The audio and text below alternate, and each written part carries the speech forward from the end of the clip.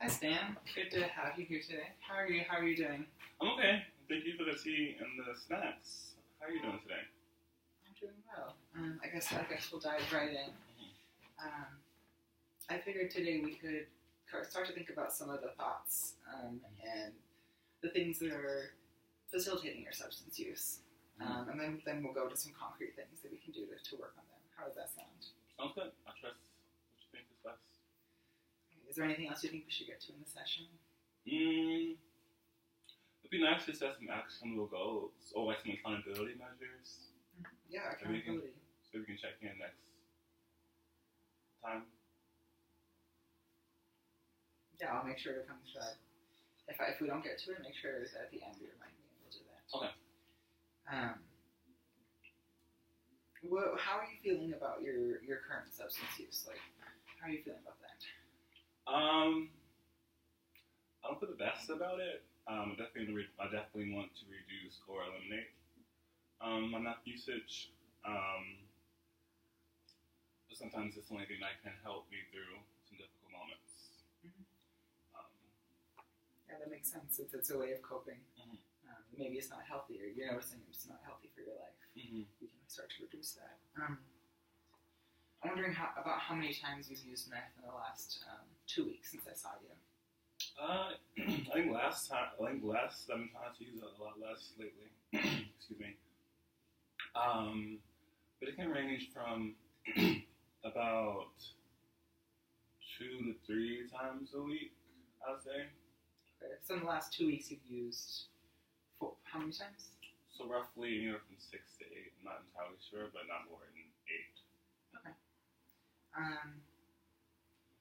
When let's choose one of those times to kind of talk about and go a little bit deeper into.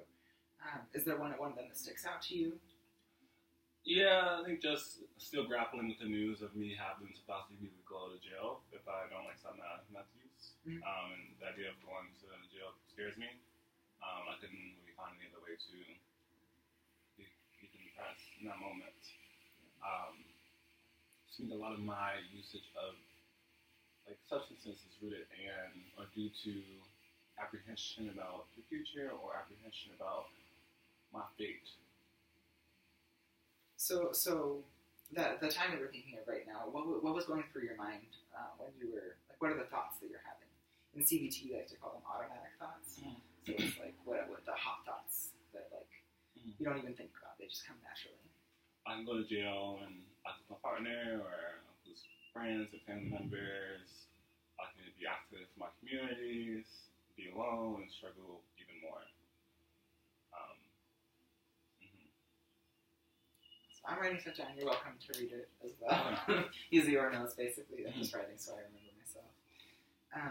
So I hear that there's a lot of things that could happen, like going to jail, losing your partner, being alone, that produce a lot of fear and anxiety for you. Right. Okay, what else is going through your mind? I guess kind of twofold in the sense that I feel like meth is sometimes the only thing I could use to decompress, so I use meth, but it's like a double-edged sword in which it grants some temporary relief, but then on the other hand, it could grant or precipitate so much suffering, like those thoughts I just stated, like going to jail, and yeah, it's just like a perpetuating cycle that I'm struggling to break at this moment. Yeah, definitely. We'll actually go into so in CBT we examine the automatic thoughts so we can look at the underlying beliefs that go to those thoughts. I think you're making that transition naturally. You're talking about how your belief about meth is that it can bring some short-term relief, even if you know sometimes the long-term consequences aren't helpful. But sometimes I can also get out of the short term. I think that the short term, though it's temporary relief, that temporary relief is liberating sometimes, and it's like I don't feel like I can get through that temporary pain without it. So I'm hearing another belief might be that meth is the only way that I know how to get out of this pain. I think that there are other, as we spoke about last session, there are other things that you've given me in the research for me and other activities I'm trying to tap more into. but they sometimes aren't as easily accessible as meth. Like, I do want to go on retreats, and I do want to hang out with friends, but sometimes people aren't available. But my meth is always available. So I know other ways. I just sometimes don't take as much intention to tap into those. And in terms of like biology, we know that thought patterns, whatever you've been using the most, are the things you go to most quickly to. Mm-hmm. And when you're in a pressured situation that's causing anxiety, like you're feeling, that your brain automatically goes to, oh, I know meth will have this feeling. And it takes time to practice and form those other neural connections for other behavior patterns. It takes a lot of time. Just want to affirm that. Thank you. I know that. It takes time. It makes a lot of sense. So as we start to, I want to identify some of your intermediate beliefs, so that we can start to examine how true they are, and then try to replace them with more positive beliefs. Okay. So we start with the automatic thoughts. We have I can't go to, I'll go to jail with my partner. I will be alone. I'm wondering what beliefs then you have about the substances, about the world, that might be feeding into these thoughts.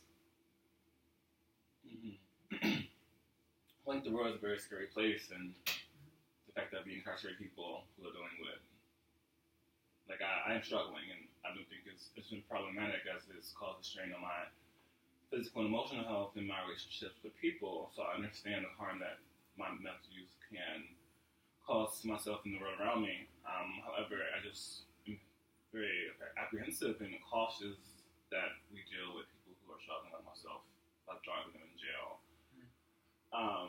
So thinking about that, internally, I don't know, it's difficult. There's a lot of uncertainty, and this is a new place for me to be in. So I'm trying to figure out how to navigate it with and without meth, and seeing if those things are possible at all. Yeah, it's very difficult and scary to think about all at once as I'm trying to stop using them. Yeah, as you were talking, I just wrote down some stuff here that you're struggling, that the world is a scary place. I think sometimes our beliefs about the world also tell us a little bit about ourselves. So if your belief about the world is that it's a dangerous place, that you can be harmed from systems, from other people, then it changes how you think about yourself as well. In terms of uncertainty, also maybe not having control over your world because of meth use, because of the law potentially putting you in jail. Right. So I hear some apprehension of the world, then also like you feel like you don't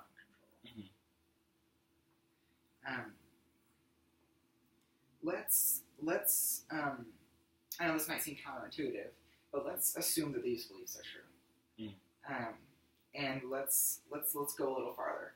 And what we do with here is we go from our intermediate beliefs down to our core beliefs about ourselves. So core beliefs tend to be stuff with depression and anxiety. Typically, it's unhelpful core beliefs. So we say, I am unworthy, I'm unlovable. Some of those things are the core beliefs in CBT. So I'm wondering what you think we would go down to if you're not in control of the world and the world's a scary place. What does that mean for you? I think that there's this assumption that I'm criminal because I use drugs, that I am a druggie and all things that are associated with that. That I should be incarcerated because there's no other way to deal with this. That this country has institutionalized. Yeah, it's difficult. I don't know. It's a sense of inferiority or exclusion from communities and from spaces. Some of the core beliefs I heard there: I am a criminal, I am less than, and I don't belong. Does that sound about right? I know those can be pretty scary thoughts to sit with. They kind of get to the core of what we think about ourselves. How true do you feel like these are? They fluctuate in terms of the truth they hold at a given moment. On a scale from 0 to 100%, how much do you believe that about yourself? We can go for each one. So in terms of I'm a criminal. it's nuanced. I think it's hard to form that numerically. I think that I didn't feel like a criminal until I was told that I'd be in jail for it. Yeah. So I think about probably 40 to 50% for that. Okay. How about for I am less than? About 50% too. Okay. Not actually more. Maybe 60. Probably 70. Okay. 70. Okay, 70. How about I don't belong? 70, 80. Yeah. Okay. 80 probably. 85. Okay, so during our time together, we'll work to bring that percentage down. Obviously, you aren't a criminal. I think calling into the factors you're talking about in terms of systemic problems is a big part of that. That you aren't less than. You're just as worthy as everyone else here. And that you can find a place where you do belong, necessarily.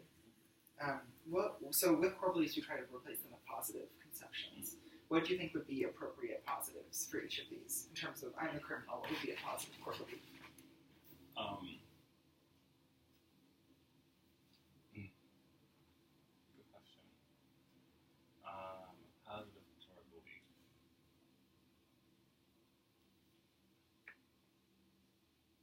That I am a human who makes mistakes, and that doesn't make me a criminal necessarily. I just struggle in my own ways, and that's okay too.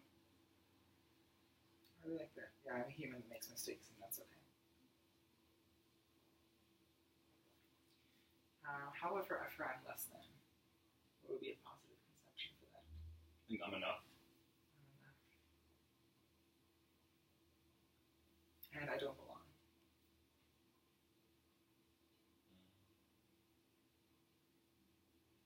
I think I exist how I need to and with whom I need to as well. In ways that make sense for me.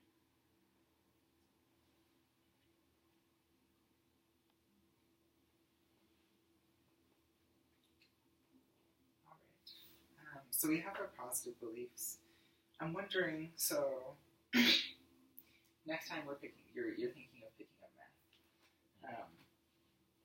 Right now you're thinking these automatic thoughts that are like have you heard of future telling before? No. It's a cognitive distortion that people are your mind plays a trick on you. So what I hear from you is you're saying I can go to jail, I'll lose my partner, I'll be alone. That's a lot of stuff that they haven't happened yet.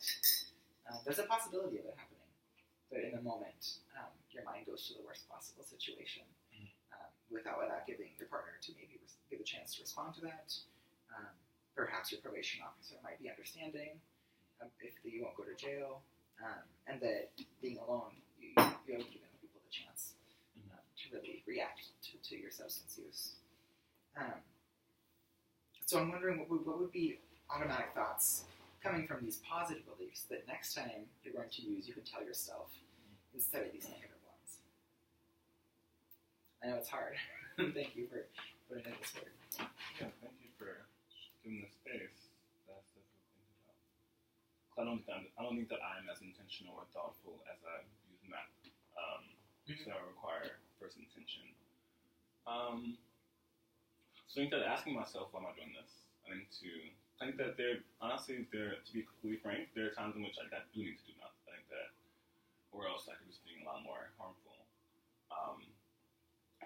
Stuff like in situations like that, it's understandable for myself. But if I'm doing math because I'm bored, or because I feel lonely, or just because I feel like that's the time I should check in on myself and say, hey, you need to do something else, or call a friend. Yeah. I like that idea in terms of finding other ways to deal with it. You said that you're worried about doing something more harmful. What might be more harmful that you're thinking of doing? Self-harm. I haven't before, but there have been thoughts. And I feel like math has been, I guess math is a form of self-harm, but I guess it's complicated too. Have you thought of suicide before? Not seriously. Just ideas of it. Do you have a plan or like any means to do it? No. Means probably, but no plan to. With anxiety and depression, thoughts of suicide are incredibly common.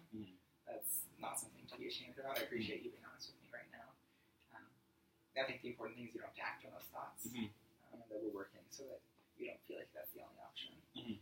That self-harm isn't the choice you want to make in that moment. If it does come to that point, feel free to talk to me. You have my phone number. You can call me, or send me an email if you don't want to talk on the phone. Yeah, I care about you. I don't want you to feel like that's the only option. Thank you. I also heard you asking, like, why am I doing this? I'm wondering if so, in terms of CBT, we look at the thoughts that are happening in that moment. And we have these negative thoughts in terms of future telling. So I'm wondering, I think what I'm hearing from you is you need a more practical way to envision these thoughts. Because they're hard and you're not as intentional when you're going to meth use. Definitely. I think that my meth use is definitely reactionary instead of like proactive or What are some ways that you think would be possible for you to see these positive thoughts or like interact with them when you're debating using that? See, it simply isn't a debate. It's just automatic. It's like, as I said, it's like reactionary. It's like something happens. Okay, no, that's like my first thought. But I think that when I have that thought, I maybe need to instead think about alternatives and ask myself, okay, meth is a possibility, but are there other safer, life-giving ways in which I could feel that same kind of euphoria without doing that? There's a tool that DBT has that's called Stop. It's pretty. It isn't just it's an acronym. So the S is for stopping. That you take a step back.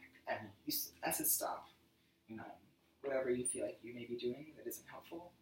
T is take a step back, take a breath, check in with yourself to really see what's going on. The O is observe what's happening, like mindfully. So I think that's the part you're talking about in terms of you realize that it's reaction to something and that there are other options. That's the O part for you. And then P is proceeding mindfully, realizing that maybe this isn't the choice that you want to do right now. And I think what you're talking about in terms of substance use makes complete sense. It maybe isn't a choice. It's just it's a habit, and it happens really easily. That it takes time to take that stop back and change some of those thought patterns. Thank you. That's a really helpful tool, actually. I didn't have any frameworks before, so I'll definitely try to employ that in the future. Well, let me know. I'll ask you how it goes next week before we meet. Great. Because stop is pretty easy to remember the word, and then remembering each of them. I'll give you a handout at the end. Great. Thank you. With it on there. All right. So I could change gears a little bit, if that's okay. We're going to look at some more practical ways for you to make changes. So I'm wondering if you went to sleep tonight and your substance use problem was cured, your problem with your partner, the arguments you're having, it's solved, except when you wake up, you don't know that it's solved yet. I'm wondering, what would be the first thing you notice when you wake up in the morning that would let you know that this whole big miracle has happened? Energy. I think that things should feel normal with my partner. And, I think there's a particular energy in my home and my spaces now because there's so much tension, and I feel the tension between people and myself. I don't feel much relief ever, except when I do that. Okay. What else would it look like in terms of like the problem has been solved? What's next? What's next in terms of? Like during the day, you'll notice things that show you that your problem has been solved. That I don't have thoughts of being meth as often. So I feel like I have frequent thoughts throughout the day, even though I don't act on them as much as I used to. I feel like the thoughts are still there, which are often there because of the tension. But if I go a couple hours without thinking about doing that, I think that's a clear sign that I'm in a different headspace.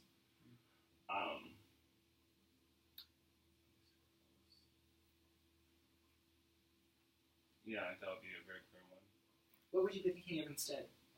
If you're having less thoughts of meth, what would you like to be thinking about instead? That's an interesting question. Stuff like I haven't thought about what I'd be thinking about instead, because so much of my life is consumed by meth. I think that'd be fun. I think that'd be a fun activity to think about, to imagine. Maybe possibilities, things I could do without the fear of going to jail. So I feel like I'm like, why plan for the future when I may be in jail? So I could plan, activities or outings with friends, and do more like life-giving activities as well.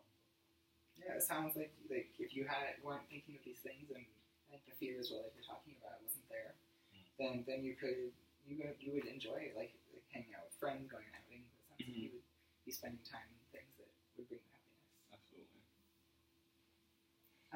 So in terms of this like no fear, you're doing things that you like. The energy with your partner is how would you describe the energy being in like this ideal? There's lots of things that aren't said verbally, but can be read through body language or space. Okay, so there's a free communication, or like more direct. No, I think the tension lies within us not being able to communicate verbally because we don't feel comfortable, but more so some things are said through body language or things that aren't said. Yeah, I think there's a lack of intimacy, like emotionally and physically, and yeah. All right. So in terms of that ideal, where you feel like there is that intimacy, that the communication isn't mostly nonverbal, it can be verbal as well, and that you are going to activities with your friends. Where do you, if that's 10, like the ideal, and 0 is the opposite of that, where do you feel like you are right now?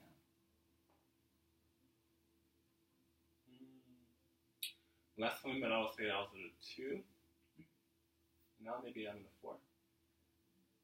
Maybe 5. What's changed to make it from a 2 to a 5?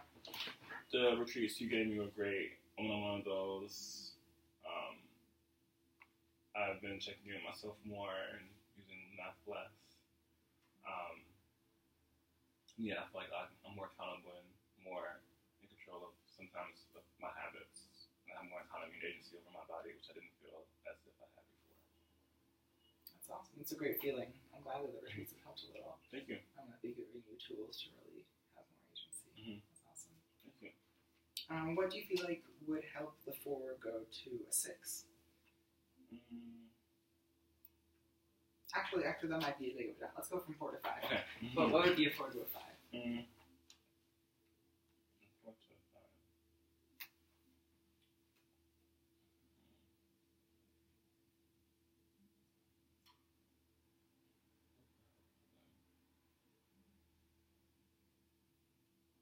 I think going on more retreats and taking space for myself, intentional time sitting for myself.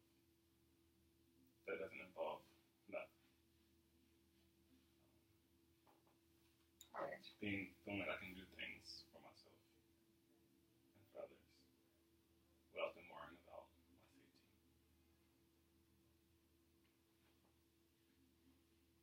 So I'm wondering, have there been any times that it has gotten close to that 10, that you felt like there's been a 10 in the past? No. No? No. Yeah. I think since starting math, it's caused distance between everything except for math. It's caused distance between my relationships, but then my safety, my happiness. It causes this great dissonance within myself and within the people around me. I can say that maybe a 7 max. Oh, those times when it was a 7, what was happening? What were you doing? I was in nature. I was hanging out with my partner and talking to them. And what was different about the way you communicated then? I think they noticed that I've been using math less, and they trust me more. I can see that through our communication. But as opposed to a lot of our interactions being accusatory or worrisome in terms of they think I'm doing that or from high in the moment. I hear that also that in this, when it's been closer, there's that trust there as well. That is really, I don't think we've mentioned before. I just want to add that as we get closer to that 10, maybe the trust as well is also another thing that's increasing. Absolutely. What were you doing? I know you said using math less than, and he recognized that? Okay. What else were you doing that helped this get to a 7? Investing in like art or going to a movie, just doing activities where I feel like I can just exist and be consumed for a couple hours and have fun for a couple hours that weren't contingent on me being high. Just leave my house. Cause like I do math in my house and I can get stuck there, and I don't have much natural light in my apartment, so it's very dark. And whenever I go outside, I definitely feel the vitamin D and the sun's rays, which is nice as well. About that. Alright. So in terms of moving from the 4 where we are right now to a 5, I'm hearing that you would like to take more intentional space for yourself, intentional space for yourself, and then also that you would like to engage in like activities to get you out of the house more, which helped you get closer to the 7 in the past. What do you feel like would be one thing you can commit to before we meet next week that would be helpful to get you there? I'm taking a half an hour walk. Okay. Yeah. Would that be once a week, every day? That would be realistic. 3 out of 7 days of the week. Okay, so 3 days. Maybe when I don't leave the house or when I'm not walking, I'll do a half an hour stretch. Okay.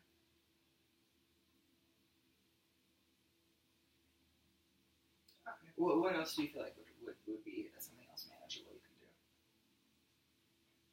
I just swim. So one swimming. Are there indoor pools this time of year? Okay. Do you have access to those? Okay. Yeah, so those. Thank you. It's cold, yes. It's important. I think maybe changing my diet. What would that help with? Just me feeling physically better. Okay. I feel like I inject and put a lot of things in my body that are as life-giving and more draining. So making meals that were vegetarian or like even if it was meat, it was cooking it baked, will allow me to like I'm taking actionable steps to take control of my body. My body wouldn't use or counteract some of them, which no doesn't work like that, but it's like that. I was going to bring this up earlier, but now that you brought it up, I think it's really important. When we talk about like problematic behavior, I'm going to use substance use as a behavior that isn't helpful to you. There's often vulnerabilities that we don't even recognize we're doing before we engage in it that makes it harder for us to choose to do something else. So that would be things like mental health problems, if you're saying anxiety as well. That would be a vulnerability that makes it harder to not choose to not do that.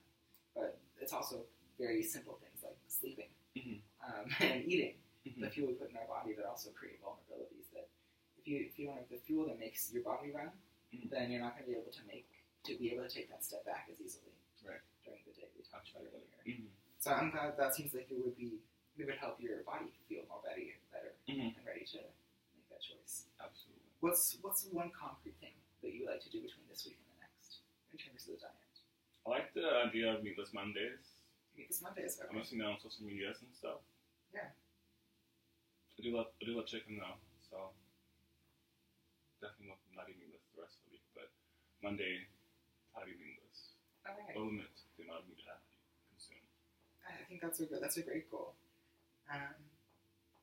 So in terms of what we're going to try for next week, we have taking three walks a week.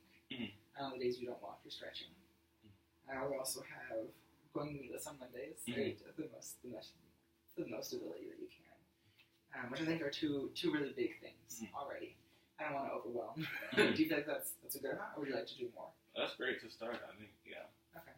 I don't want to give myself too many goals and then feel bad about not being able to meet them, and that is going nuts for free. So, but those two sound great, and I'd love to have more once those are where I need to be. Yeah, and it's important to realize it's okay if these don't get done. Well, if you don't, we're going to talk about what would stop you from getting them done. And then brainstorm ways to make it more likely you'll be able to do these. In that spirit, what do you think would stop you from taking your walks or doing stretching every week or during the day? No, I think sometimes I struggle to be motivated. like my mental psyche feeling demotivated, definitely make me want to stay in bed or not leave my house. What would help you feel motivated? I think that having better shades, stuff like I have black shades, so sun comes out, I don't have sunlight. But to take those shades off, maybe I can wake up with the sun and like see how beautiful it is, and I'm gonna be outside. I think also,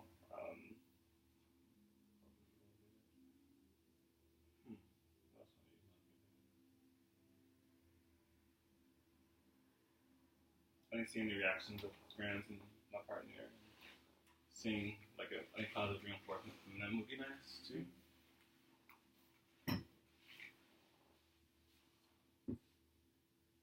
I mean, those are two, like, the shades you can definitely take action on. Mm-hmm. That's something you can. Maybe if you have feel like you have the means to do that this week, maybe it's something you can change. If it's not, then maybe just notice how it's affecting you, and we can kind of debrief it and figure out some other ways to get you some better shades. I think as you start to do these things, it'll produce the changes you're looking for, and the positive reinforcement will come eventually. I trust that too. What do you feel like would stop you from going into this Monday? Just really love chicken. And I don't know too many recipes that are vegetarian. Just think that my own, lack of knowledge in that. Have you found any places that have good vegan or vegetarian recipes? Yeah, there's 4 restaurants near my home that like, they can be expensive, so I'll do my cooking instead if possible. And cooking vegetarian can be hard because I haven't done that as much. I'm watching chicken and maybe a vegetable, but instead of thinking more intentionally about the meals so I can consume and create for myself. Yeah. I think that's normal. It's a new skill. You'll be cooking something different. It takes time to learn that. I was going to offer, there's a bunch of websites that I know of. I can send some to your email. Great, thank you. There's some vegetarian recipes. I hear what you're saying in terms of finding the protein in your meals. There's a bunch of, now we have Beyond Sausages or Beyond Burgers, meatless alternatives. That still provide you with the protein to fuel your body needs. Great. Yeah, I'm very interested in I'll send them over. Great. Let me know if any of those sound good to you. And let me know how it goes this week. Okay. All right. Do you think there's anything else we should touch on today? I brought up originally accountability, but I think you mentioned that, so I appreciate that being a part of the session. Yeah, we're going to check in about it next week, definitely.